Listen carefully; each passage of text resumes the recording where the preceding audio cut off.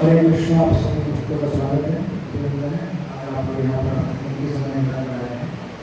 श्री श्री राधा गोविंद मंदिर और सायं जागृति कार्यक्रम के आयोजित की तरफ से आपका स्वागत। हरे कृष्ण। हम लोग पिछली बार श्रीमद् भगवद गीता के द्वितीय अध्याय में थे और दूसरे अध्याय में हम लोगों ने कहाँ तक पूरा किया था? श्लोक नंबर याद है किसी को?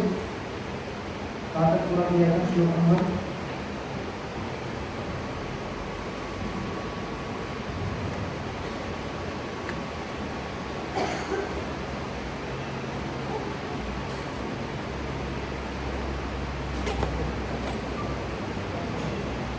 जी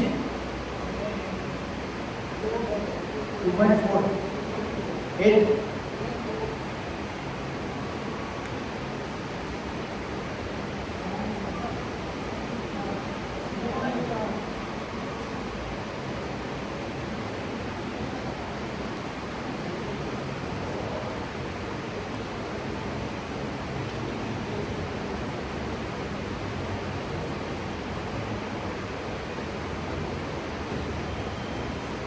2.4 तक हुआ। अर्जुन उवाच कथं भीष्मम् अहं सङ्खे द्रोणं च मधुसूदन ईशोभिपतियोत्स्यामि पूजानां हरिसूदनम्। अर्जुन ने कहा, हे शत्रुहंता, हे मधुसूदन, मैं युद्ध भूमि में किस तरह भीष्म तथा द्रोण जैसे पूजनीय व्यक्तियों पर उलटकर बाण चलाऊंगा। राइट? तो मेरा थोड़ा ट्रेवल इसको ट्रेवल आवाज पहुंच रहा है तो खिड़की भी खोल सकते हो। बंद है क्या?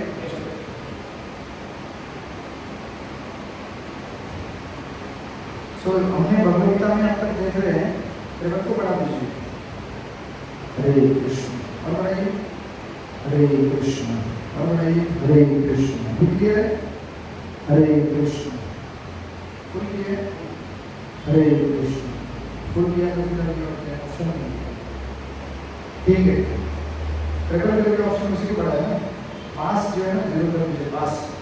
पास करके लिखा है पास, उसको 0 कीजिए। हरे कृष्ण हरे कृष्ण।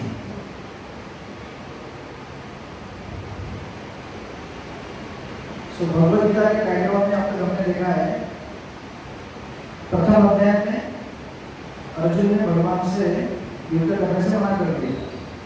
द्वितीय अध्याय के प्रारंभ में हम देख रहे हैं 4 प्रकार के उसने 5 कारण दिए थे। 4 कारण तो हमने पिछले अध्याय में देखे युद्ध न करने के अर्जुन के। पहला कारण था कंपैशन, दया। अर्जुन को दया आ रही थी। दूसरा कारण था लॉस ऑफ एंजॉयमेंट। उसने सोचा कि अगर जिनके लिए हम लोग इस राज्य को प्राप्त करने की कोशिश कर रहे हैं वही सब मर जाएंगे तो राज्य इसको हम दिखा के भोग करेंगे। ये दूसरा कारण था। तीसरा कारण था फियर ऑफ सिंफुल रिएक्शन, पाप लगेगा। और चौथा कारण था डिस्ट्रक्शन ऑफ फैमिली ट्रेडिशन, समाज की जो परंपराएं हैं वो नष्ट हो जाएंगी। अच्छा, समाज की परंपराएं नष्ट क्यों हो जाएंगी? क्योंकि परंपराओं को चलाने वाले परिवार के जो वयोवृद्ध लोग हैं वही समाप्त हो जाएंगे तो परिवार की परंपरा कौन आगे बढ़ाएगा? राइट? 4 कारण थे, ठीक है ना। और 5वां कारण जो है इनडिसीजन या फिर निर्णय न लेने की दुविधा, वो आएगा इस अध्याय में अभी जो हम देख रहे हैं। तो पहले 2 श्लोक में, पहले श्लोक में 3 श्लोकों में भगवान ने एक्चुअली अर्जुन को कहा कि तुम अर्जुन इस तरह से तुम्हारे अंदर दुर्बलता कहाँ से आ गई है। तुम इस प्रकार, तीसरे श्लोक में हमने देखा था और तीसरे श्लोक में कि पृथा पुत्र इस हीन नपुंसकता को प्राप्त मत हो, यह तुम्हें शोभा नहीं देती। हे शत्रुओं के दमन करता, हृदय की दुर्बलता, शुद्ध दुर्बलता को त्याग कर युद्ध के लिए खड़े हो जाओ। राइट?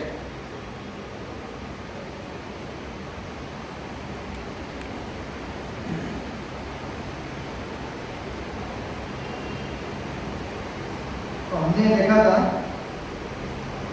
कि चौथे श्लोक में हम देखेंगे अर्जुन ने दो लोगों का नाम लिया है, कथम भीष्म अहम संघे द्रोणम च मधुसूदनम। युद्ध भूमि में बहुत सारे लोग उपस्थित हैं, परंतु उसने दो लोगों का नाम लिया है। किसका किसका नाम लिया है? सबके पास भगवत गीता है कि नहीं है? आप लोग गीता लेके नहीं आते? नहीं है ना? गीता लेके आइए साथ में, भगवत गीता और जप माला, ये दोनों चीज साथ में आनी चाहिए सत्संग में आते समय, ठीक है ना? तो अर्जुन ने कहा कि भाई मैं इन दोनों से कैसे लड़ूं? तो इतने सारे लोग थे युद्ध भूमि में, लेकिन फिर भी इन दोनों का नाम क्यों लिया है? बाकी लोगों का नाम क्यों नहीं लिया? बताइए, इन दोनों का ही नाम क्यों लिया? गुरु थे ठीक है, लेकिन युद्ध भूमि में इतने सारे लोग हैं, इनका ही नाम लेने का क्या जरूरत है? हाँ जी, भीष्म दादाजी थे ठीक है, तो बाकी लोग भी तो रिश्तेदार थे ना। दुर्योधन भी तो भाई था, कौरव तो 100 भाई थे उनके, तो इनका ही नाम क्यों लिया उसने? पहले अध्याय में क्या हुआ था? जब अर्जुन ने कहा था कि मेरा रथ सामने ले चलो, तो भगवान ने क्या किया था? रथ को भीष्म और द्रोण के सामने खड़ा कर दिया था। इसीलिए भीष्म और द्रोण का नाम लिया जा रहा है। जो एकदम सामने खड़ा करके रख दिया, तो सामने कौन था? भीष्म और द्रोण, इसीलिए भीष्म द्रोण का नाम लिया जा रहा है, ठीक है ना? बाकी का भी नाम ले सकता था, लेकिन स्पेशली भीष्म द्रोण का नाम लिया, और भगवान ने स्पेशली भीष्म और द्रोण के सामने ही जाकर रथ खड़ा कर दिया जानबूझकर। क्यों? क्योंकि भीष्म और द्रोण उसकी सबसे कमजोर कड़ी थी। कमजोर कड़ी समझते हैं? कमजोर कड़ी कभी खेल खेला है? हाँ हाँ, तो खेल होता है ना, सबसे कमजोर कड़ी खेला है कि नहीं खेला है? रोज तो खेलते हैं माया के साथ। हरे कृष्ण। मोबाइल सबसे कमजोर कड़ी, जब करने के लिए शुरुआत करते हैं टिंग टिंग टिंग नोटिफिकेशन आता है, सबसे कमजोर कड़ी, फिर उधर ही पकड़ लेती है माया, बोलती है अभी तो तेरा जब गया। तो भगवान क्या करते हैं? माया को इस तरह से ट्रेनिंग देते हैं कि तू सबसे कमजोर जो इसकी कमजोरी है इसको ही पकड़, ताकि इसको जल्दी से जल्दी हम गिरा सके, राइट? इसलिए हम देखिए यहाँ पर जब भगवान ने अर्जुन के सामने भीष्म और द्रोण को खड़ा कर दिया, तो अर्जुन कहने लगा मैं युद्ध भूमि में किस तरह भीष्म द्रोण से जैसे पूजनीय व्यक्तियों पर उलटकर बाण चलाऊंगा। ये कौन है? मेरे पूजनीय व्यक्ति हैं। अब अगर सोचो ना, भगवान ने अगर रथ भीष्म और द्रोण के सामने नहीं खड़ा किया होता, अभी तो रथ को दुर्योधन कर्ण के सामने खड़ा किया होता, तो क्या होता? हाँ जी, बराबर है कि नहीं?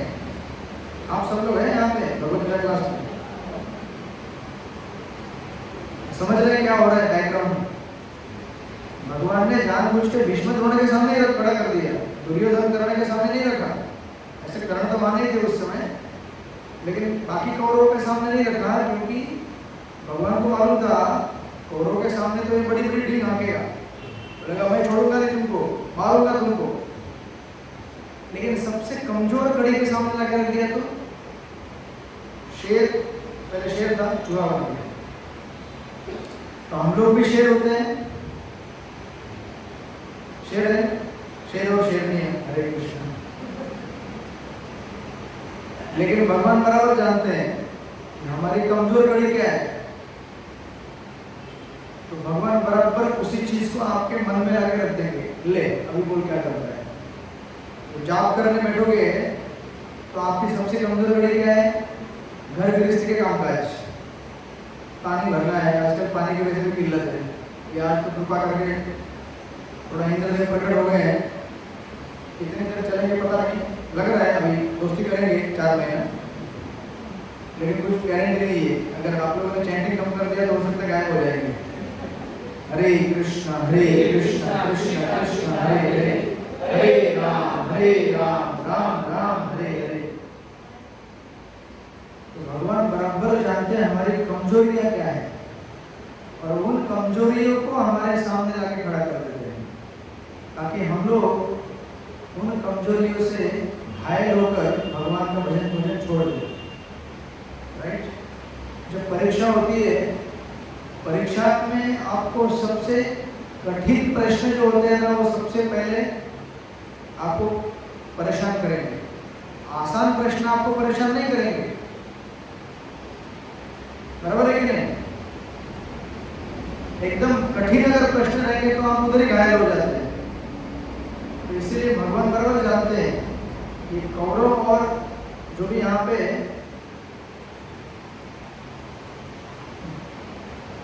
कौरव है ये इसकी क्या है? मजबूत कड़ी है। लेकिन भीष्म द्रोण क्या है? इसकी सबसे कमजोर कड़ी है और मुझे भीष्म द्रोण को ही इनके सामने लाना है। तो देखता हूँ क्या बोलते हैं। जैसे आपको समझो डायबिटीज है और प्रसाद में आपको सबसे पहले क्या दिखता है? हलवा। जो नहीं लेना है सबसे पहले वही दिखेगा। मतलब क्या होता है? भगवान बोलते हैं ले अभी देखता हूँ क्या करता है। या आपको पढ़ाई करने बैठना है तो उसी समय चालू हो जाता है, मतलब नींद। तो भगवान बोलते देखता हूँ क्या करता है। होता है ना ऐसा? स्पेशली आध्यात्मिक क्रियाएं करते समय देखिए क्या होता है। जैसे माला उठाए तुरंत याद आता है, अरे वो काम करना बाकी है, अरे वो काम बाकी है, अरे इधर जाना बाकी है। जब करने के पहले याद नहीं आएगा, क्योंकि भगवान इस तरह से हमारे क्या करते हैं? परीक्षा लेते हैं। हमारी जो कमजोर कड़ी है उसी को एक्सप्लॉइट करते हैं भगवान माया के माध्यम से और हमारी अच्छी तरह से छानबीन करते हैं कि मेरा भजन कर सकता है कि नहीं कर सकता है। राइट? सो दैट्स व्हाई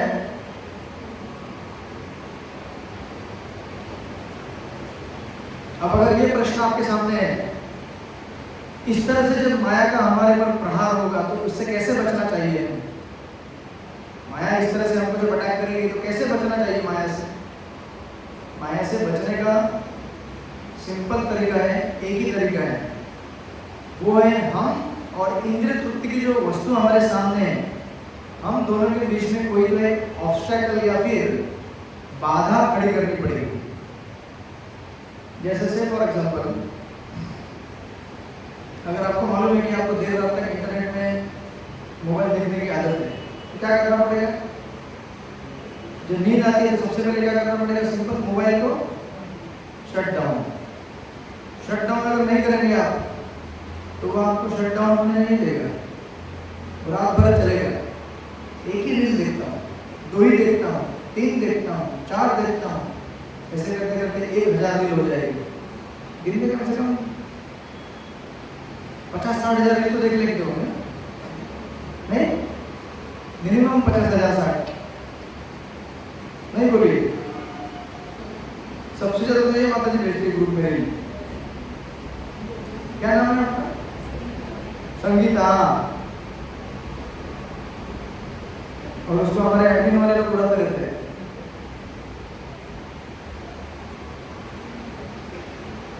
वो दूसरी माता जी की तरह इधर आती थी, वो फाल्गुनी,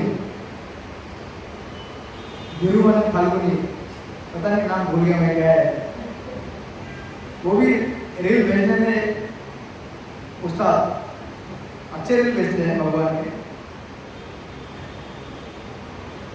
दिन में 50-60 हज़ार तो होता होगा रोज का कोटा कमाई। सोने के पहले आज का कमाई 50,000 रील व्यू। हाँ प्रियंका बताइए।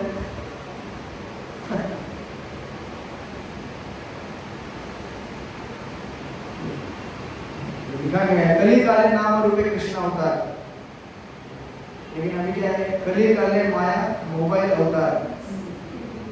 कली काल में माया ने अवतार लिया है मोबाइल का, उससे कोई नहीं बच पाया। भगवान इस तरह से हमारे सामने जब ऐसी चीज ला कर रखेंगे तो हमें जो इंद्रिय विषय की वस्तु हमारे सामने और हम दोनों के बीच में एक बाधा या फिर ऑब्स्टेकल ला खड़ा करना पड़ेगा। राइट? जैसे समझो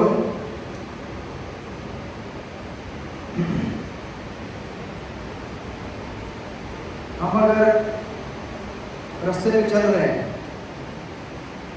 रास्ते में चलते चलते क्या होता है, आपको पता चलता है कि अब तो अभी बरसात का मौसम आया है, तो आपको जब पता होता है कि बारिश होने वाली है तो साथ में क्या लेके चलते हैं,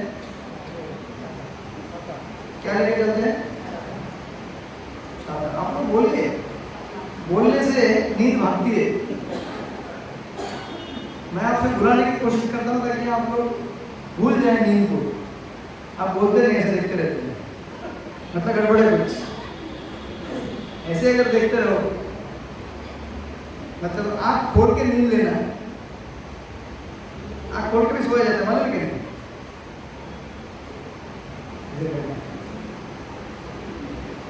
तो घर से बाहर निकलते क्या लेके जाते हैं, बोलो, अम्ब्रेला। लगता है बाकी लोगों को अम्ब्रेला मिला नहीं, इसलिए अभी तक आए नहीं। तो आपको पता है बारिश होगी, तो आप कुछ ना कुछ प्रिकॉशन लेते हैं ना। उसी प्रकार से आपको मालूम है कि इस संसार में चलते हुए अनेक अनेक माया के प्रलोभन हमको आएंगे, तो हम लोग प्रोटेक्शन लेते हैं साथ में। प्रोटेक्शन क्या है, हरे कृष्ण कृष्ण कृष्ण हरे हरे, हरे राम राम राम हरे हरे, राइट। और सत्संग, स्पेशली जो चैंटिंग है वो भक्तों के संग में करना चाहिए। भगवान के भक्तों के संग में चैंटिंग करने तो क्या होता है, आप देखिए ना, अकेले में आप जप कीजिए और आपका रिकॉर्डिंग करके भेज देना ग्रुप में, ठीक है। अकेले में कैसे जप करते हैं आप, अकेले में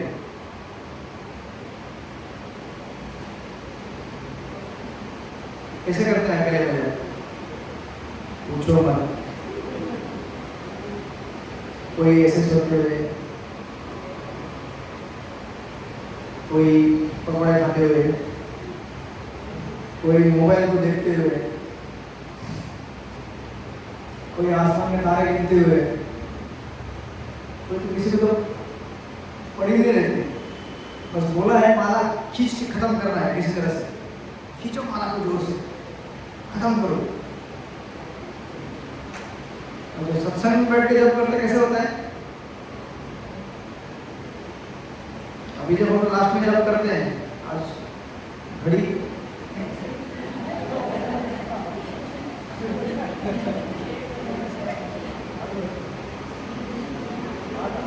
मैं वही बोल रहा हूँ, टाइम क्यों नहीं आगे बढ़ रहा है।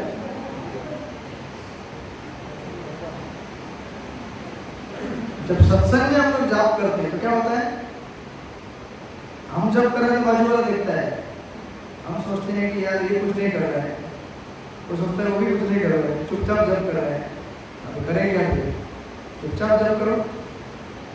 तो यार कैसे अपनी मोबाइल लेके जब करता है, तो आप कोई गड़बड़ करेंगे नहीं ना। इसलिए सबसे इफेक्टिव पावरफुल जब है संग में किया जाने वाला जब। अकेले में जो जब करते हैं बड़ा कठिन होता है, राइट। आप बोलेंगे हमको थोड़ी घर में सत्संग होता है, कोई बात नहीं, आप घर में जो लोग हैं वही बैठ के जब कीजिए। पति पत्नी है, बच्चा है, या फिर 2-3 घर चार मेंबर हैं, बोलिए आप मेरे जब को जरा देखिए मैं कैसे कर रहा हूँ। भले घर का काम कर रहे हो, बाकी मेंबर लेकिन बोलिए कि अगर मैं मोबाइल लेके जब करूँ तो मुझे रोक देना, अगर मैं सो के जब कर रहा हूँ तो मुझे उठा देना, राइट। इसीलिए सिंपल सॉल्यूशन है सत्संग। सत्संग के बगैर भगवान की भक्ति संभव नहीं है। सत्संग छड़े गए असत्य विलास, ते कारण लागू करो कर्मबंध पास। नरोत्तम दास ठाकुर कहते हैं सत्संग छोड़ने की वजह से क्या हो गया है मुझे, अब सत्संग छोड़ेगा तो असत्संग होगा, असत्संग होगा तो क्या होगा, कर्म के बंधन का फांसी लग जाएगा, क्योंकि हम लोग फिर अच्छे कर्म नहीं करेंगे, right. So that's why this is the way हम लोग उसको सॉल्व कर सकते हैं, राइट। तो इस तरह से यहाँ पर अर्जुन जो बोल रहे हैं,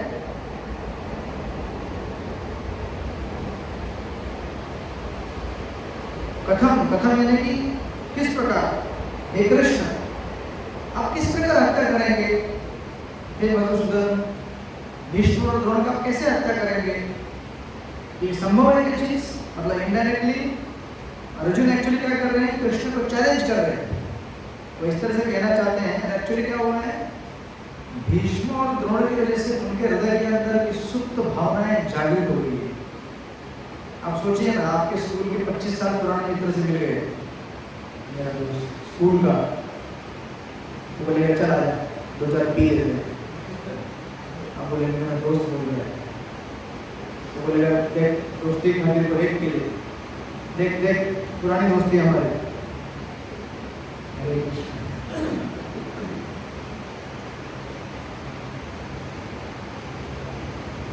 अब लोग माला पूरी कर रहे हैं। हरे कृष्ण। डबल रोल, ठीक है। ये माला पूरी करके कथा में ध्यान दीजिएगा, ठीक है। कथा में ध्यान देंगे तो कथा में ध्यान लगाना चाहिए, माला करते समय माला करना चाहिए आइडियली। लेकिन कुछ लोगों का विरह हो रहा होगा, बहुत से अलग बात है। तो सत्संग में जाने के बाद याद आता है माला होना चाहिए, बच गया।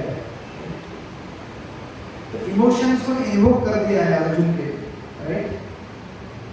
उसके जो सुप्त जो भावनाएं थी उनको जागृत कर दिया कृष्ण ने। लेकिन ये भावनाएं इस समय फेवरेबल नहीं थी उसकी भक्ति के लिए।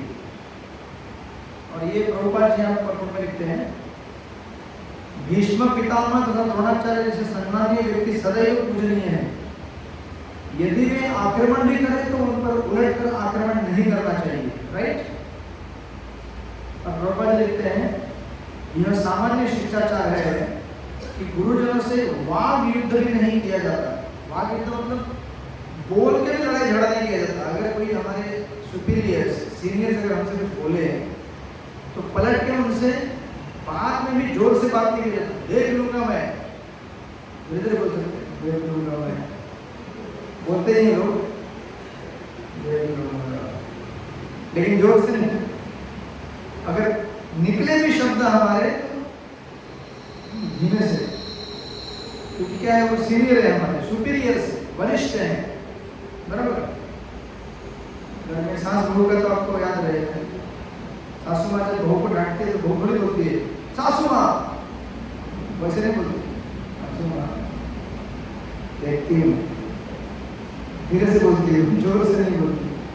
क्योंकि ये क्या है, इसे common etiquette, not to speak loudly, चिल्ला के नहीं बोलना है, धीरे धीरे बोलना है। एक्चुअली बोलना ही नहीं है, लेकिन बोल भी अगर गया तो हल्के से निकलना चाहिए, राइट। यहाँ तक यदि कभी भी रुक्ष व्यवहार करें तो उनके साथ रुक्ष व्यवहार न किया जाए। रुक्ष यानी कि अगर कभी अगर आपको पीटे मारे, तो आजकल तो कोर्ट केस हो जाता है अगर मारपीट किया तो, अलग बात है, पुराना जमाना चला गया। स्कूल के टीचर बच्चों को छड़ी से पीटते थे तो बच्चा खुशी खुशी उस शिक्षा को ग्रहण करता था। आजकल अगर स्कूल में अगर मारपीट की टीचर ने तो फिर हरे कृष्ण, बच्चा पुलिस में कंप्लेंट कर देगा। यहाँ तक कि घर में माता पिता अगर बच्चे को पीटते हैं तो बच्चा क्या कर देता है, तो रील बना के डाल देता है इंस्टाग्राम पे, देखो देखो देखो किस तरह से बच्चे का शोषण हो रहा है, ऐसे माता पिता बच्चे का शोषण कर रहे हैं। तो फिर माता पिता का हिम्मत करेंगे, डांटते भी नहीं। आजकल तो बच्चे धमकियां देते हैं, घर छोड़ के चला जाऊंगा मैं, तो बोलते हैं ना बच्चे, अभी नहीं बोलेंगे, धीरे धीरे बोलेंगे, बड़े होते हैं। माता पिता को बोलना चाहिए जा, किधर जाना है देख।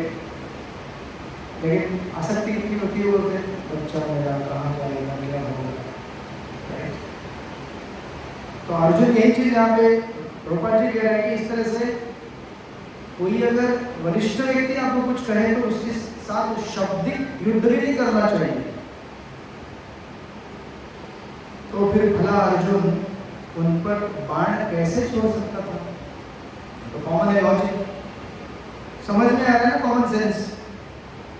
और इसके उलट यहाँ पे अर्जुन भगवान कृष्ण को बोलने की कोशिश कर रहा है, समझो अगर ऐसी स्थिति उत्पन्न हो गई कि भगवान कृष्ण को अपने ही गुरु संदीपानी मुनि या फिर अपने नाना उग्रसेन को मारना है, तो क्या मारेंगे क्या? ऐसा अर्जुन उल्टा प्रश्न पूछ रहे भगवान को। कथम मतलब क्या? कैसे मार सकते हो? आप मारेंगे? आप अपने नाना को मारेंगे क्या? आप अपने गुरु को मारेंगे क्या? ऐसा अर्जुन बोल रहा है। तो कृष्ण बोल रहे हैं ठीक है बोल। और एक्चुअली अर्जुन कैसे बोल रहे हैं? वो प्रभुपाद जी लिखते हैं क्या कृष्ण अपने पितामह नाना उग्रसेन या अपने आचार्य संदीपानी मुनि पर हाथ चला सकते थे? अर्जुन ने कृष्ण के समक्ष यही कुछ तर्क प्रस्तुत किए और एक तर्क प्रस्तुत किए। भगवद गीता में अर्जुन के इमोशन जो विश्वनाथ चतुर्नाथ कैसे आप मारेंगे, आप मारेंगे ऐसा करके अर्जुन बोल रहे हैं। एक्चुअली रोते रोते, जैसे बच्चे नहीं कि रोते रोते बोलते हैं आप मारेंगे। उसको मालूम है कि मेरी कमजोरी है, मैं फंस गया हूँ, लेकिन क्या करें? वो रोते रोते बोल रहे हैं कि आप मारेंगे क्या अपने नाना को? अरे वो लोग पूजा के मतलब उनकी पूजा की जाती है, उनको मारा नहीं जाता है। भीष्म द्रोण पूजा के लायक हैं, मारपीट करने के लायक नहीं है। ऐसा करके अर्जुन बोलता है। और फिर आगे देखिए बहुत बड़ी चीज बोलेगा अभी आगे 5वें श्लोक में। गुरुर्हि हत्वा हि महानुभावान् श्रेयो भोक्तुं भैक्षम् अपीह लोके हत्वार्थकामास्तगुरुम् इहैव भुञ्जीन भोगान् रुधिरप्रदिग्धान्। बड़े बड़ी बात कर रहा है। क्या बात कर रहा है? ऐसे महापुरुषों को जो मेरे गुरु हैं उन्हें मारकर जीने की अपेक्षा इस संसार में भीख मांगकर खाना अच्छा है। हरे कृष्ण, इतना बड़ा बात बोल दिया। मैं भिखारी बन जाऊंगा लेकिन इनको मालूम नहीं। मतलब एक तरह से क्या कह रहा है?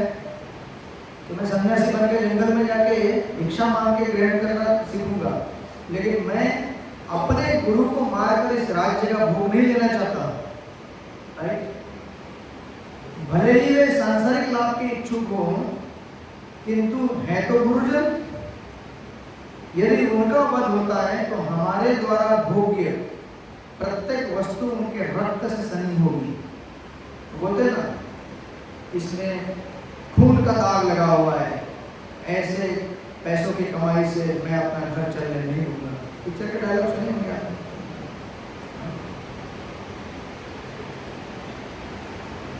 एक दूसरी कमाई होती है खून पसीने की कमाई होती है, और ये कमाई होती है खून से सनी हुई। मतलब आप किसी का मर्डर करके धन कमा रहे हैं और अपना गुजारा चला रहे हैं, तो कैसा लगता है? अच्छा लगता है? खून करके पैसा कमाता है, अच्छा नहीं लगेगा? किसी का मर्डर करके धन कमाओ और उससे अपने आजीविका चलाओ, अच्छा लगेगा? कोई करता है क्या? आप कैसे कोई नहीं? पक्का सब लोग जीवित है? आज के बारिश है इसलिए खुश है कि दुखी है? खुश है कि सुखी है? बोलिए, दुखी है कि सुखी है? तो इतने मुरझाए क्यों हैं? अरे बरसात हुई, खुश हो जाइए, पानी आएगा घर में, आएगा भर भर के, पानी ही पानी चारों तरफ। क्लास के बाद जाके पानी में नाच लीजिए। बरसात, पहली बारिश।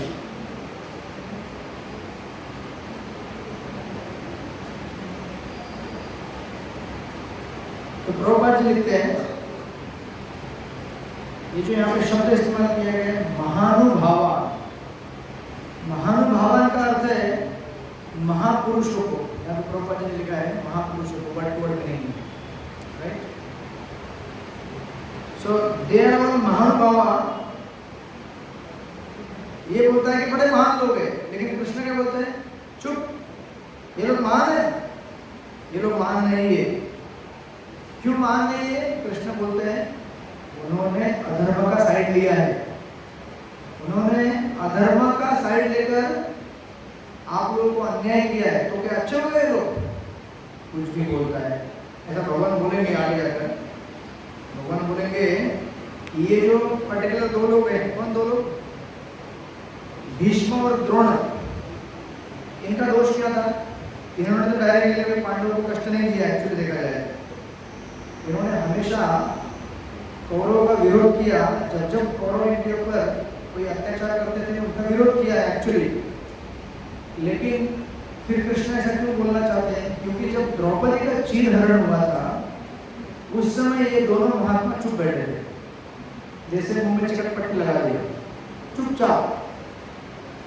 महाभारत में आपने द्रौपदी का वस्त्र हरण तो देखा है। कौरवों ने जब उनको वस्त्र हरण करने का प्रयास किया, द्रौपदी ने सबसे मदद मांगी। सबसे पहले कौरव पांडवों से मदद मांगी। अब कौरवों में यहाँ पर भीष्मदेव और द्रोणाचार्य थे, उनसे मदद मांगी। लेकिन द्रोणाचार्य भीष्मदेव आपने देखा नहीं, सीरियल में देखा होगा, गर्दन नीचे करके बैठे। क्यों? तो कृष्ण कह रहे हैं ये महानुभाव है, ये महान लोग है, ये महान आत्मा है, जिन्होंने जब द्रौपदी का चीरहरण हुआ था, एक स्त्री का अपमान हुआ था भरे सभा में, उसकी रक्षा करने की कोशिश नहीं की। स्त्री का अपमान करने से पूर्ण महाभारत की लीला हुई, स्त्री का अपमान करने से पूर्ण रामायण हुआ। पूर्ण रामायण की कथा क्या है? सिर्फ सीता का हरण किया रावण ने, इसलिए इतना बड़ा पूरे भारतवर्ष का अब तक का सबसे बड़ा ऐतिहासिक युद्ध रामायण। और दूसरा युद्ध वो भी किसके लिए हुआ? स्त्री का अपमान की वजह से, द्रौपदी। तो स्त्री को इतना महत्व दिया गया है शास्त्रों में, क्योंकि स्त्री उसी के सतीत्व से, पतित्व से पूरा संसार चलता है। स्त्री माता होती है, स्त्री पत्नी होती है, हर प्रकार के रोल स्त्री निभाती है। तो अभी ये कृष्ण कह रहे हैं कि ऐसे शुद्ध आत्माओं का इस तरह से अपमान करना, ये महानुभाव हो गए, राइट? ये महात्मा लोग हैं, ऐसे करके कृष्ण बोल रहे हैं, राइट? तो उसके उत्तर में अर्जुन क्या बोल रहे हैं? वो सब ठीक है, लेकिन वो लोग महात्मा है। क्यों महात्मा है? नहीं महात्मा है, एक्चुअली उसको समझ में नहीं आ रहा क्या बोलना चाहिए, इसीलिए उठपटांग बातें करता है। क्या बोल रहे हैं? उसमें से एक बात कह रहा है वो कहता है, यहाँ पे प्रभुपाद जी लिखते हैं, या अर्जुन कहता है, I cannot enjoy by killing my guru, right? गुरु नहीं है वो। तो कहते हैं, even if their greatness is lowered because of the desire for earth and काम। तो एक्चुअली महाभारत में बताया गया, प्रभुपाद ने लिखा भी तात्पर्य में, द्रोण और भीष्मदेव इनको कौरवों का पक्ष क्यों लेना पड़ा? क्योंकि भीष्म और द्रोण ये दुर्योधन द्वारा मेंटेन किए जाते, मेंटेन, उनका जो भी मेंटेनेंस है वो दुर्योधन देता था। इसलिए इसको सामान्य भाषा में कहते हैं ऑब्लिगेशन। हिंदी में क्या कहते हैं ऑब्लिगेशन को? तो कहते हैं आई एम ऑब्लाइज्ड, मजबूरी है मेरी, याद करो पिछली बार उसने मुझे भी मदद किया था, तो अभी इस बार मुझे मदद करना मेरा मजबूरी है, मेरा इच्छा नहीं है, लेकिन क्या करूँ, मजबूरी है। इसीलिए कुछ लोग होते हैं हम अकेले रहते हैं, किसी का लेंगे किसी को देना नहीं। अगर लेन देन करेंगे तो हम लोग क्या हो जाते हैं? ऑब्लाइज्ड हो जाते हैं, राइट? तो कौरवों के सभा में रहते हुए द्रोण और भीष्म ने उनको पगार देने वाला कौन था? हालांकि देखा जाए तो भीष्मदेव तो सबसे महान दादाजी थे, लेकिन करे क्या? अभी सत्ता किसके हाथ में है?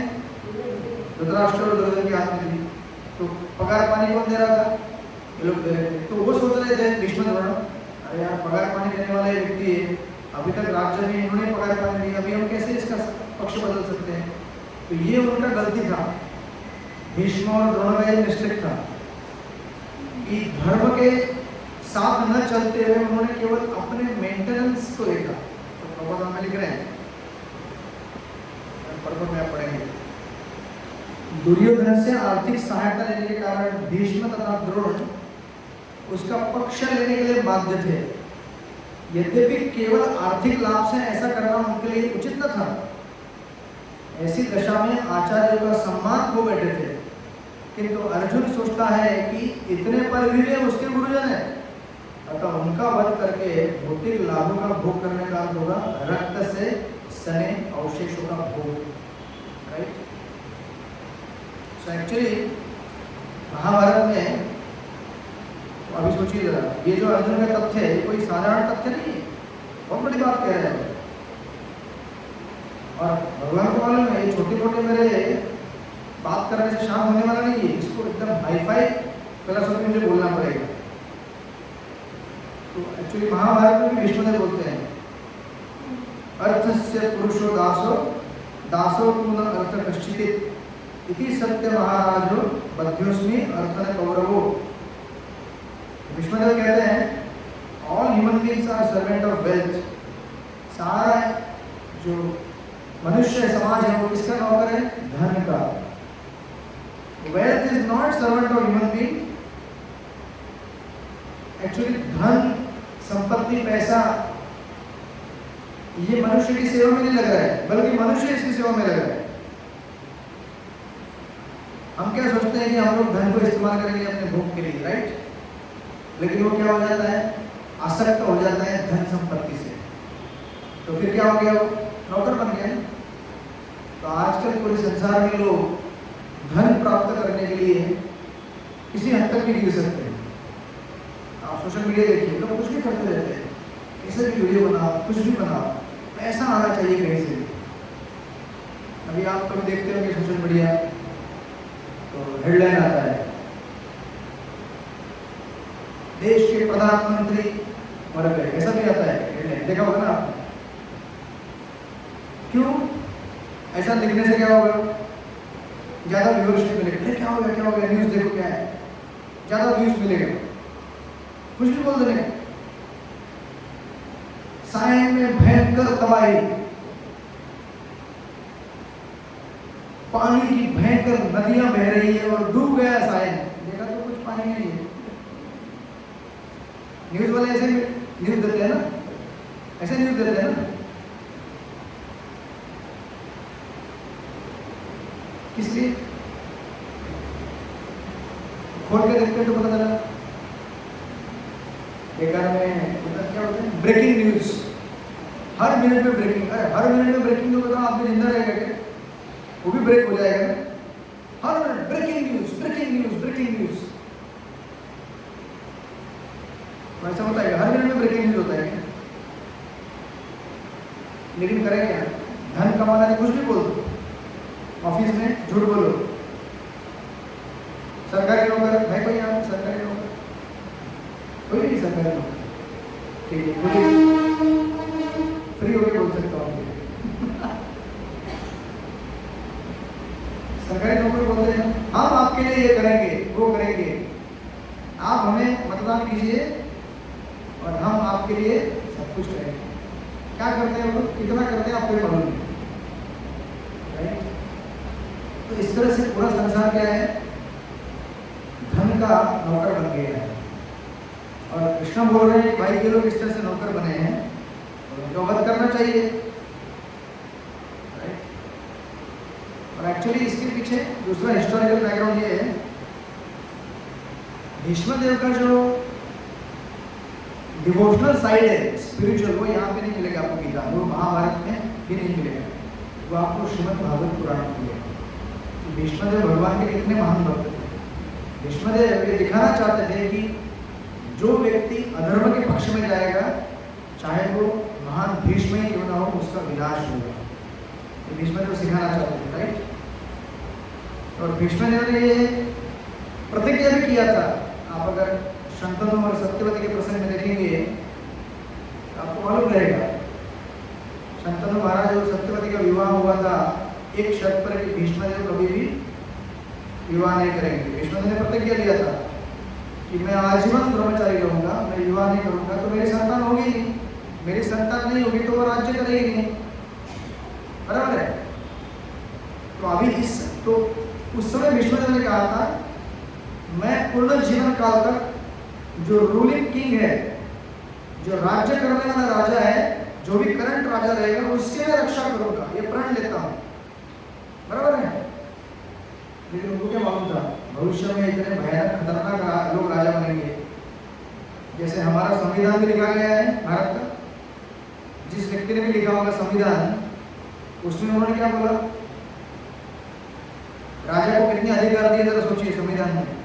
उनको क्या मालूम था भविष्य में क्या ऐसे बदमाश लोग राजा बनेंगे तो हालत खराब हो जाएगी।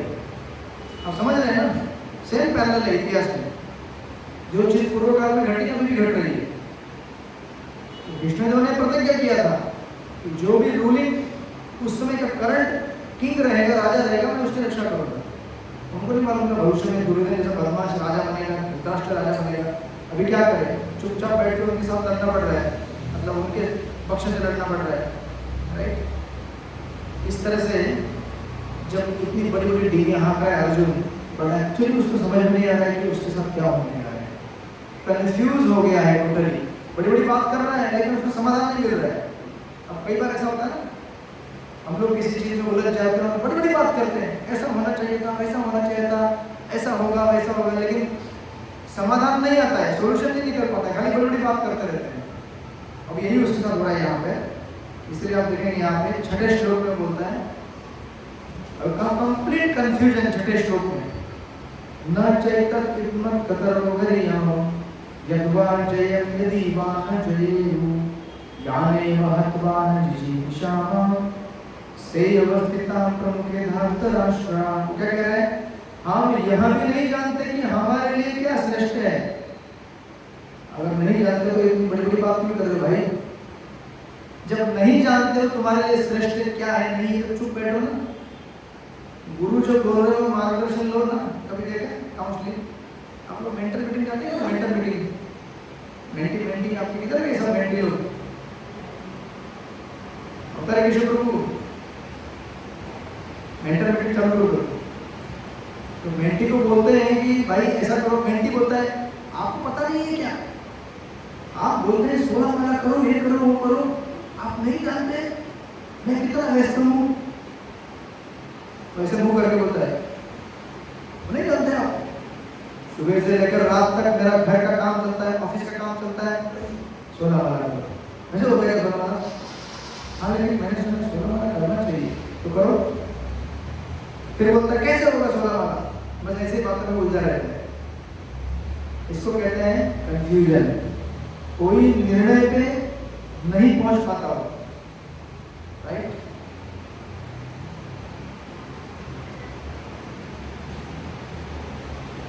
आपकी घड़ी है तो टाइम नहीं बताएगी, टाइम मैं बताऊंगा। 8:25 ज्यादा नहीं हुआ है। ये लोग सोच रहे हैं कि आज अभी तक डब्बे नहीं आए,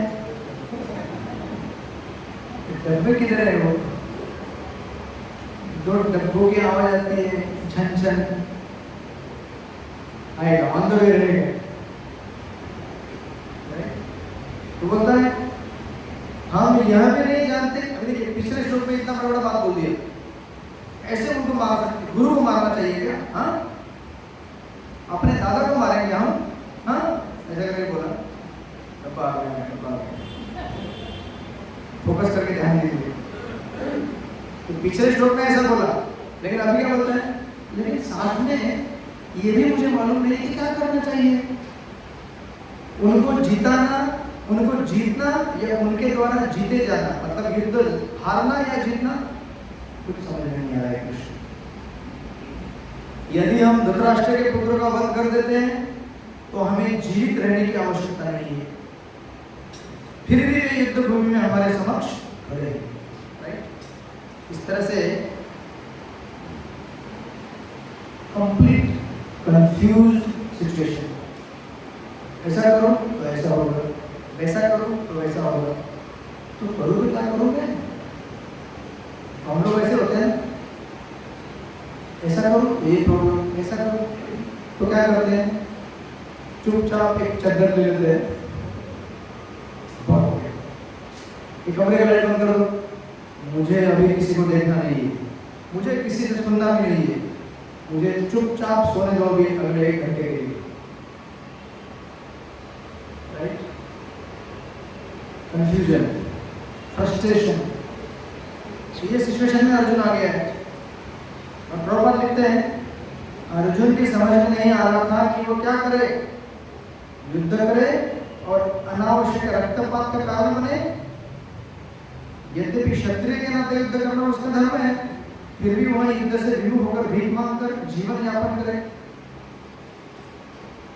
एक भगवान का अंश होने के कारण हमारा कर्तव्य क्या है, भगवान का भजन करना, बराबर है कि नहीं? लेकिन आप फिर बोलते हैं लेकिन मेरे घर का काम भी करना जरूरी है। तो जब करना भी जरूरी है, घर का काम करना भी जरूरी है, दोनों संभव नहीं हो रहा है मेरे लिए, क्या करूं मैं? फिर मंगलवार को जाता हूँ तो मेरे को डांटते हैं लोग, माला करके आया, नहीं करके आया। फिर घर जाता हूँ तो घर वाले डांटते हैं, घर का काम किया, नहीं किया। इधर भी पीटता हूँ, उधर भी पीटता हूँ, कहीं भी हूँ तो पीटते रहता हूँ मैं। तो मेरा कुछ फायदा हो रहा है क्या जीवन में? तो सोचता है ऐसे, अर्जुन यही सोच रहा है। तो बात कह रहे हैं कि देखो क्षत्रिय होने के नाते अर्जुन को युद्ध करना है, लेकिन युद्ध करने की इच्छा नहीं है। अब अगर युद्ध नहीं करेगा तो क्या करना है? भीख मांग के जंगल में भिक्षा करनी है। प्रभु भीख बोल रहे सीधा, सन्यासी नहीं बोल रहे, भिक्षा मांग के रहना पड़ेगा। यदि वहां शत्रु को जीतता नहीं तो जीविका का एकमात्र साधन भिक्षा ही रह जाती है, बराबर है? बराबर है? क्या अर्जुन अगर युद्ध नहीं लड़ेगा, जंगल में जाएगा तो जीने के लिए कुछ तो भीख मांगना पड़ेगा ना? भीख मतलब एक्चुअली सन्यासी अलग कैटेगरी होता है, लेकिन यहाँ पे प्रभुपाद जी उसको बोल रहे हैं भिखारी। भीख मांगा बनना चाहता है, जीवन जीना नहीं चाहता है तू, तो वो अभी कह रहे हैं यहाँ पे। अब देखिए कंफ्यूजन, कितना कंफ्यूजन है। फिर जीत भी तो निश्चित नहीं है। हरे कृष्ण। अभी अगर लड़ाई भी कर ले तो गारंटी है क्या जीतने की? गारंटी है क्या? हरे कृष्ण कृष्ण कृष्ण हरे हरे, हरे राम राम राम हरे हरे। मैं सोच रहा था बारिश हो जाएगी तो लोग जोश में आ जाएंगे। बारिश हो गई तो पूरा जोश ठंडा हो गया। दुख में हुई बारिश उतना ही होगा जितना जरूरी है आपके लिए। तो अभी अर्जुन सोच रहा है युद्ध अगर नहीं करूंगा तो जंगल में जाके भिक्षा लेके जीऊंगा। अब युद्ध करूंगा, युद्ध जीतने की गारंटी भी नहीं है। अब युद्ध जीत भी जाऊंगा तो उनके खून से सने हुए पैसे से अपना घर चलाऊंगा। समझ? तो सोच रहा है गारंटी नहीं जीतने की, कोई गारंटी है क्या? समझो आप जब कर रहे हैं आज, ठीक है? हरे कृष्ण। जब करने के लिए, भक्ति में आने के लिए आपने क्या किया है? जो समय आप इतना आनंद ले सकते थे, एक एक रील के ऊपर रील देखकर या घर में आराम से सोकर जो भी सांसारिक क्रियाकर्म करके, वो आपने त्याग दिया। बहुत सारे लोगों ने चाय छोड़ दिया, कॉफी छोड़ दिया, सिनेमा छोड़ दिया, बराबर है? और इधर आ गए।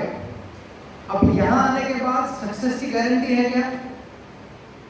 तो बुजुर्ग बोल रहे हैं अरे बाप रे, तो फंस गया है, वो तो छोड़ दिया मैंने, इधर आया, इधर तो बहुत खतरा है, यहाँ से आगे बढ़ने का रास्ता तो बहुत कठिन है। तो फिर वो भी गया और ये भी गया, ना घर का ना घाट का। ऐसा हो गया क्या बोलते हैं? ना घर का ना घाट का, ना क्या बोलते हैं? धोबी का कुत्ता। तो ऐसा हो गया हमारे साथ, ना उधर के हुए हम, ना इधर के हुए। ये प्रश्न अर्जुन का है, इसका उत्तर कृष्ण दूसरे अध्याय में देंगे, दूसरे नहीं सॉरी छठे अध्याय में देंगे, ठीक है? अभी जो जो प्रश्न यहाँ पे किए जा रहे हैं, सारे प्रश्नों का विस्तार से उत्तर दिया जाएगा। तो बोल रहे हैं अब अगर युद्ध छोड़ दूं तो बदनामी होगी, लोग बोलेंगे देखो कैसा योद्धा है, युद्ध छोड़ के चला गया, डरपोक कहीं का। अब युद्ध करूं तो जीतने की गारंटी भी नहीं है, इधर भी बदनामी, उधर भी बदनामी। तो यहाँ पर प्रभुपाद जी लिख रहे हैं यदि उसकी विजय भी हो जाए, क्योंकि उसका पक्ष न्याय पर है, तो भी यदि धृतराष्ट्र के पुत्र मरते हैं तो उनके बिना रह पाना अत्यंत कठिन हो जाएगा। तो अभी समझ लो जीत भी गया युद्ध, तो जीतने के बाद क्या सोच रहे हैं? अरे सब लोग मर गए, तो धृतराष्ट्र हमेशा से देखते रहेगा मेरे बच्चों को मारा दूंगा, और साथ में रहेंगे। धृतराष्ट्र तो युद्ध करने आए नहीं है, गांधारी तो युद्ध करने आए नहीं, वो तो जीवित रहेंगे और बाद में जीवित रहे, साथ में रहे वो और पांडवों के साथ। अर्जुन सोच रहा है इसमें का total confusion, anywhere you go, इधर जाओ तो कंफ्यूजन, उधर जाओ तो कंफ्यूजन, हर जगह क्या हो रहा है, केवल निराशा और हार दिख रही है, राइट। उस दशा में यह उसकी दूसरे प्रकार की हार होगी। अब देखिए ना, कभी कभी घर में आप लोग लड़ाई झगड़ा कर लेते हैं घर वालों के साथ और अपनी बात कुछ भी करके मनवा ही लेते हैं, तो उससे क्या होता है, आप जीत तो जाते हैं लेकिन हरे कृष्ण दूसरे प्रकार का युद्ध चालू हो जाता है, उसको बोलते हैं कोल्ड वॉर। अब समझो सासू मां जीत भी गई युद्ध करने में बहू से, तो फिर हो गया काम। बहू देखती है, बहू मेरी प्यारी बहू जी, तो इमोशनलेस हो जाती है, जीरो एक्सप्रेशन। तो ऐसे में क्या हो गया, फिर सासू मां की हारी हो गई, जीत कर भी हार। अब हार जाए कोई बेइज्जती, जीत जाए तो भी क्या होता है, ऐसा नहीं होता है आपके साथ, नहीं होता है, होता है ना। मेरी बहू भी देखती रहती है, देखती है, टाइम आने दो, मेरा भी टाइम आएगा, राइट। तो अभी यहाँ पे ये सिचुएशन अर्जुन के बेचारे, अगर जीत जाऊं तो भी कष्ट है, हार जाऊं तो कष्ट तो है ही है, तो करना क्या है भाई। ऐसी सिचुएशन में जो संसार में हम लोग यहाँ पे रह रहे हैं, सांसारिक क्रियाकर्मों में लग जाते हैं, कष्ट मिलता है, मिलता है कष्ट सांसारिक क्रियाओं से। भगवान का भजन करने आए तो गाली खा रहे हैं, डिवोटी लोग बिठा बिठा के पीटते रहते हैं, कह रहे माला नहीं करता है क्या, हाँ सत्संग में लेट आता है, लेट आए लोग तो अपने करे तो क्या करें, सत्संग में जाए कि नहीं जाए, नहीं जाए तो वैसे भी भौतिक जीवन कष्टदायी है, सत्संग में जाएंगे दो चार बातें सुनने को अच्छा लगता है, फिर सत्संग में जाएंगे तो लोग पूछते हैं जब कितना कर रहे हो, माला कितना कर रहे हो, गीता लेके नहीं आए हो, तो मैं माला लाना भूल गया, माला लाने वाला था आपको, आप लोग भी जान सकते हो। इस तरह से इतनी भयानक सिचुएशन है और इस परिस्थिति के थ्रू हमको भी जाना पड़ता है, हर किसी को। एक हमारे डिवोटी थे उधर कोपोली में, अभी तो नहीं हो, मतलब शिफ्ट हो गए इधर वृंदावन में, उनका ब्यूटी पार्लर था, दो लेडीज थे, ब्यूटी पार्लर चला रहे थे, ब्यूटी पार्लर। आप लोग को क्या करना है, बूढ़े लोग, ब्यूटी पार्लर जवान लोग भी होते हैं, लेकिन क्या बताएं अभी आपको, जब हमारे ये माता जी 54 साल की, 55-60 साल की, आज क्लास में गलती से एक दूसरे माता जी ने मैंने कहा माता जी आपका उम्र कितना हो गया, 55? बोले नहीं प्रभु जी 52 है मेरा उम्र अभी, 52 साल। 3 साल कम होने से क्या होता है, 52 और 55 में क्या अंतर है, बोलिए ऐसे तो बात नहीं है, लेकिन मेरा 52 साल है। बोला ठीक है ठीक है। वो लोग ब्यूटी पार्लर चला रहे थे, सत्संग में आए वो लोग, तो कोपल में नए नए पीछे स्टार्ट किया, वो लोग डिवोटी बन गए, जपा करने लगे मस्त। तो उनको पता चला कि माता जी का ब्यूटी पार्लर है, दूसरे डिवोटी माता जी को पता चला, हरे कृष्ण। आगे क्या हुआ होगा मुझे बताने की जरूरत नहीं है। तो एक दिन कुछ हमारे सत्संग के वो कुछ माताएं, उसमें बूढ़ी माताएं भी थी और जवान माताएं भी, उनके ब्यूटी पार्लर में चले गई। तो वो माता जी बोली आप लोग यहाँ पे ब्यूटी पार्लर डिवोटी लोग, क्योंकि उसको पता चल गया था कि अब ये लोग आए हैं तो हरे कृष्ण, पूरा दुकान में बैठेंगे ये लोग, पूरा ट्रीटमेंट लेंगे, लेकिन पैसा कैसे मांगेंगे इससे।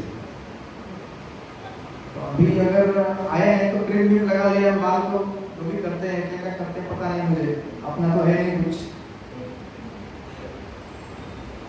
तो हमारा डिवोटी एक दिन में क्या ऑर्डर कर रहा है, तो तेल ऑर्डर कर रहा है, कौन सा तेल, आईवाइस का लड़का है, तो किसी कुछ तो नाम करो तेल का, बोला बाल एकदम घने और मुलायम होते हैं, तो मुझे आप भी लगाओ।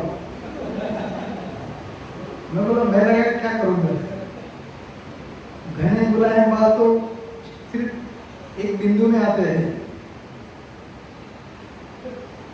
पार्लर में घुस गए हैं, वो जो पार्लर की ओनर थी माता जी हमारे ड्यूटी टेंशन में बोली, ये लोग आए, बाकी कस्टमर भी बैठे थे, अभी डिवोटी आया तो बोलना पड़ेगा, अरे हरे कृष्ण बेटी बेटी, ये लोग कब जाएंगे यार।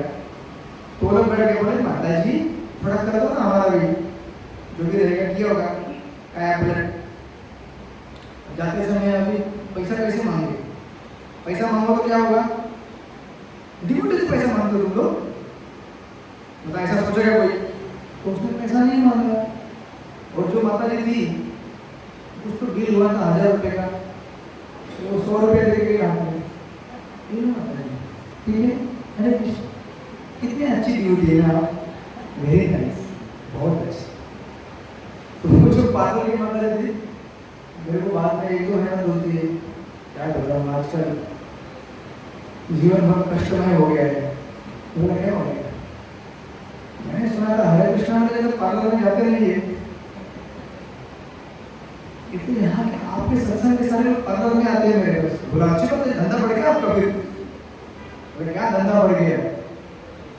वो लोग ये भी नहीं बोलते कि डिस्काउंट करो, वो लोग डिस्काउंट से भी कम अमाउंट हाथ में कमा के निकल जाते हैं। तो बोले बड़ा कष्ट हो रहा है, अभी उनसे मैं क्या बोलूँ तो फिर संबंध खराब हो जाएगा, नहीं बोलूँ तो नुकसान हो रहा है। सिचुएशन ऐसा होता है लाइफ में, ऐसा करो तो कष्ट, वैसा करो तो कष्ट, जो भी करो कष्ट ही कष्ट है जीवन में। तो फिर मैंने बोला इतने महीने तक आपने इतना कष्ट क्यों सहा। तो फिर मैंने जाके बाद में बुलाया जो हमारे दूसरे डिवोटी थे, जो पार्लर में जाते थे, उनका उम्र है लगभग 60 साल का उम्र है। बोला माता जी हरे कृष्ण, अभी क्या पार्लर में जाना, अभी तो वहाँ पुस्तक का उम्र हो गया है, तुम्हें समझाया उनको, बोला पार्लर में जाओगे तो पैसा दे देना प्रॉपर, राइट। देखिए हम लोग यहाँ पे हैं, कल को अगर कोई किरण माता जी के अस्पताल में जाएगा डेंटल ट्रीटमेंट, बोला अरे हमारी किरण माता जी है, डिवोटी तो हमारा ही है, लेकिन करे क्या, संसार में व्यवहार होते हैं, राइट। तो व्यवहार में हमें बहुत दक्ष रहना चाहिए, व्यवहार ऐसा ना करें कि हमारा, देखिए हमारा मुख्य उद्देश्य क्या है, भगवान के नाम कीर्तन को बढ़ाना। वो नाम कीर्तन को अगर अच्छा करने के लिए अगर माता जी ने सोचा तो अलग बात है, मेरा डिवोटिया है, लेकिन अगर उनका कुछ अभी क्लिनिक है तो उसका फीस है, भाड़ा है, लाइट का भाड़ा है, बिजली है, खर्च है, राइट। हमें भूलना नहीं चाहिए कि संसार का व्यवहार हमें एक जगह रखना चाहिए, जब हम मंदिर में आते हैं तो हम एक जगह पे, राइट, काम को बिठाने की कोशिश करना चाहिए। तो अफसोस कहने का मेरा तात्पर्य ये है, अर्जुन ऐसे सिचुएशन में आ गया है कि थोड़ा कंफ्यूज, तो फिर माताओं ने मुझसे कुछ मैंने बताया ऐसा ऐसा करो, फिर उनको भी मैंने बताया, इसमें शर्माने की क्या बात है, फीस जो है वो मैंने कहा ऐसे करना, फीस करेंगे। तो फिर दोनों शांत हो गए, सेटल हो गए। बाद में फिर बोले अभी अच्छा लग रहा है, भक्ति बहुत अच्छी है, लेकिन बिजनेस भी हो रहा है, काम भी हो रहा है, इसलिए सही जगह पे सलाह मशवरा करना, मार्गदर्शन लेना अर्जुन के लिए अभी अनिवार्य बन चुका है। अर्जुन यहाँ पे सोच रहा है कि इतनी कंफ्यूजन, कि ऐसा करो तो प्रॉब्लम, ऐसा करो तो प्रॉब्लम, फिर करे तो क्या जिंदगी में भाई। इसलिए यहाँ पे प्रभुपाद जी लिख रहे हैं, अर्जुन द्वारा व्यक्त इस प्रकार के विचार सिद्ध करते हैं कि वह न केवल भगवान का महान भक्त था, अपितु वह अत्यधिक प्रबुद्ध और अपने मन तथा इंद्रियों पर पूर्ण नियंत्रण करने वाला था। राज परिवार में जन्म लेकर भी भिक्षा द्वारा जीवित रहने की उसकी इच्छा विवृत्ति का दूसरा लक्षण है, राइट।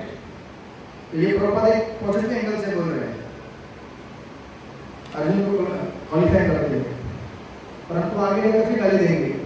प्रभुपाद में ये ठीक है, लेकिन फिर भी अर्जुन का कर्तव्य क्या था, उस समय लड़ना कर्तव्य था। तो प्रभुपाद यहाँ पे सुंदर चीज लिखते हैं, प्रभुपाद लिखते हैं कि इतने अच्छे विचार कि दूसरों के बारे में सोचना, कि भाई ये सेंसिटिविटी है ना, सोचना कि सामने वाले को कैसा लगेगा, मैं कुछ बोल दूंगा, ये सेंसिटिविटी होना बहुत बड़ा एक भक्त का लक्षण है, राइट। तो प्रभुपाद लिखते हैं यहाँ पे,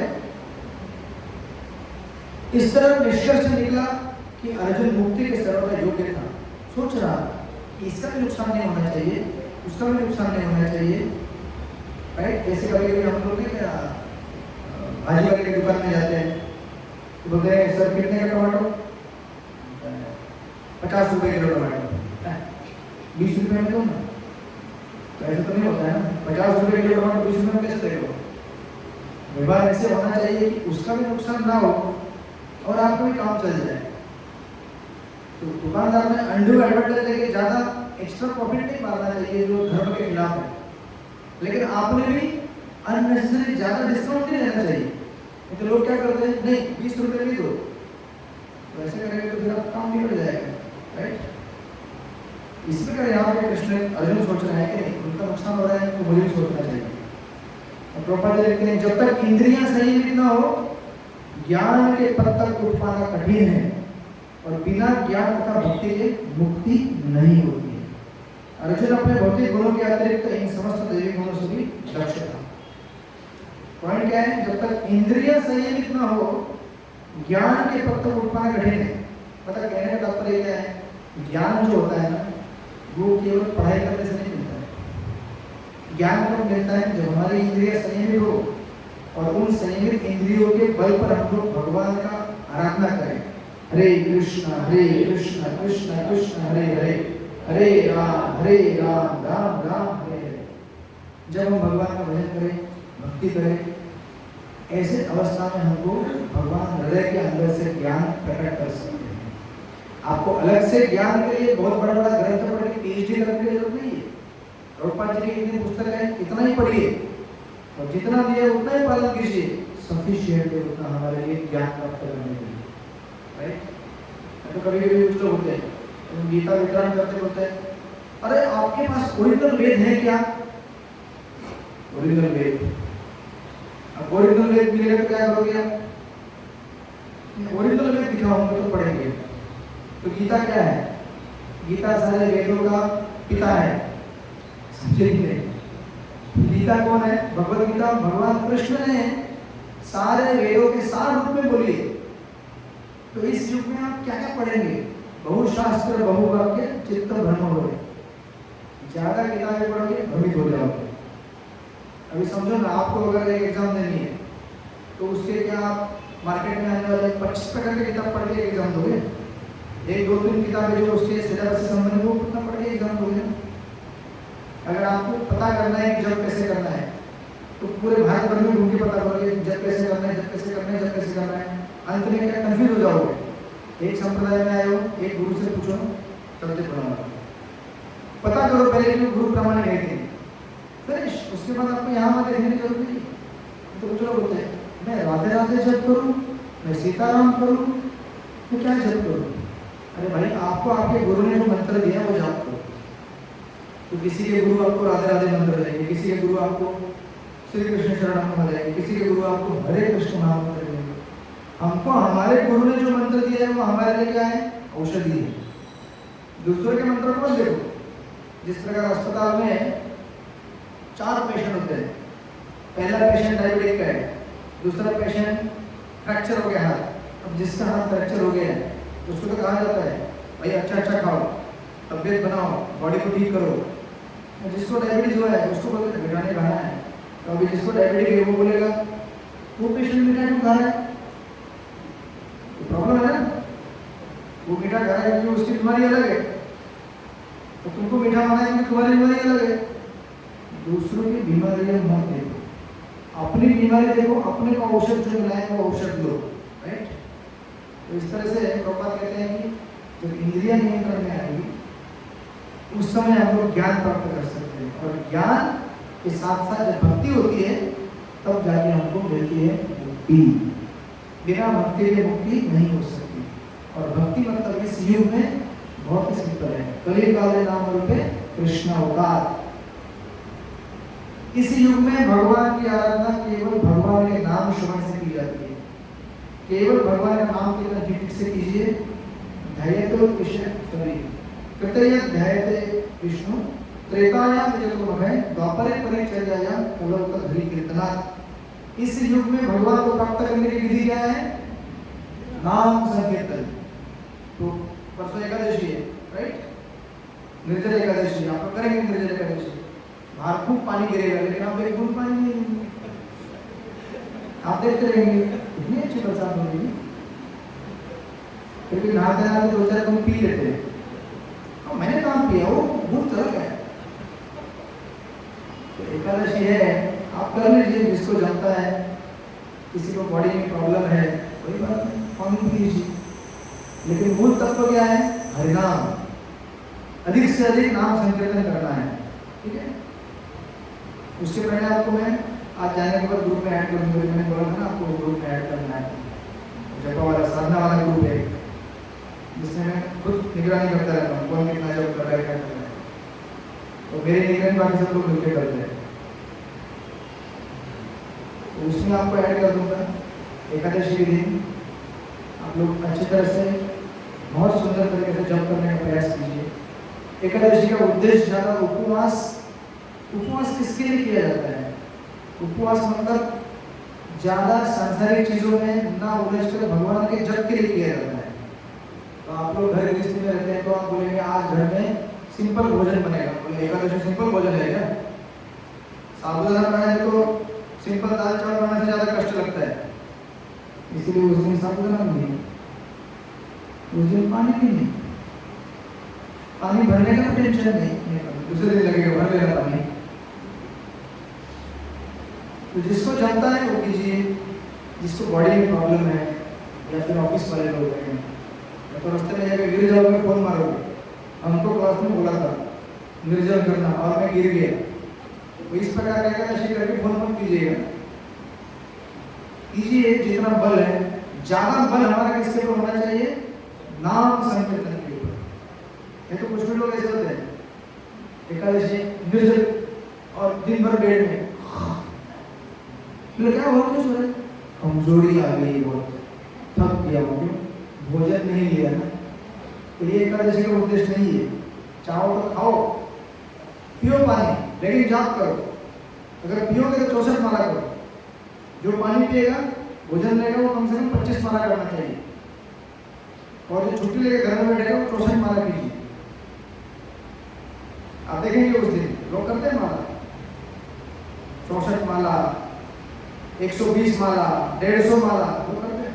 आपको ग्रुप में ऐड कर दो, मुझे पता चलेगा। आप बोलेंगे तो इस ग्रुप में ना कर दिया हमको, तो सब लोग डरावने, हम लोग तो सोचते 4 माला कर लेंगे एकादशी में, ये तो 150 माला, 100 माला, तो एकादशी दिन करते हैं, फिर दूसरे दिन नॉर्मल 16 माला करेंगे।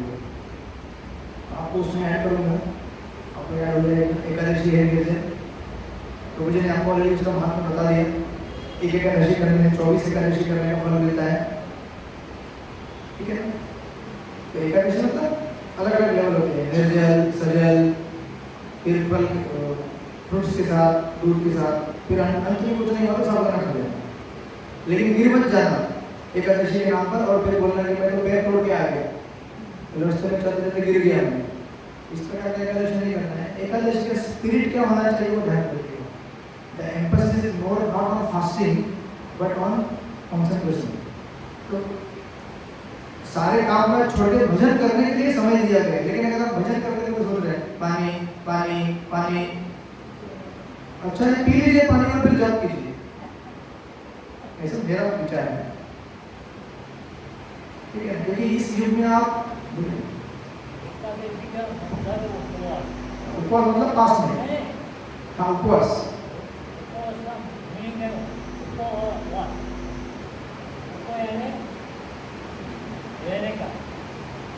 वास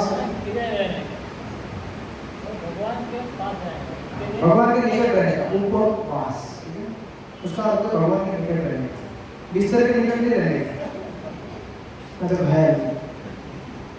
हमने देखे बहुत सारे लोग ऐसे करते हैं, इस तरह से नहीं मनाया जाता है एकादशी। एकादशी का अर्थ है भगवान का भजन करना, अधिक से अधिक भजन करना। तो जिसकी जैसी क्षमता है उस प्रकार से कीजिएगा, कोशिश कीजिए। निर्जल हो, नहीं जम रहा है तो फिर भी पानी पीजिए, बट कोशिश कीजिए। साल में एक ही बार आती है एकादशी, राइट, इस तरह से। तो फिर हम अगले हफ्ते मिले करेंगे। तो 7वें श्लोक से फिर भगवान, 7वें श्लोक में अर्जुन बोलेगा सरेंडर, हो गया भगवान, मेरा सिस्टम फेल हो चुका है, अभी आप मुझे कृपया करके मार्गदर्शन कीजिए। तो भगवान फिर आगे जाकर उसको मार्गदर्शन देने में प्रारंभ करें। हम लोग देखते हैं। हरे कृष्ण। श्री प्रभुपाद की जय। तो अभी हम लोग भगवान के नाम से लेकर करेंगे, जाप करेंगे। तो आप सब लोग अपनी माला लीजिए। माला नहीं है तो मोबाइल में वो जपा काउंटर आता है, उसको भी कर सकते हैं। मोबाइल का सही से उपयोग करना सीखिए। उसमें टैली जपा करके आता है, बहुत सारे ऐप आते हैं जपा काउंटर पे। ठीक है, रेडी सब लोग?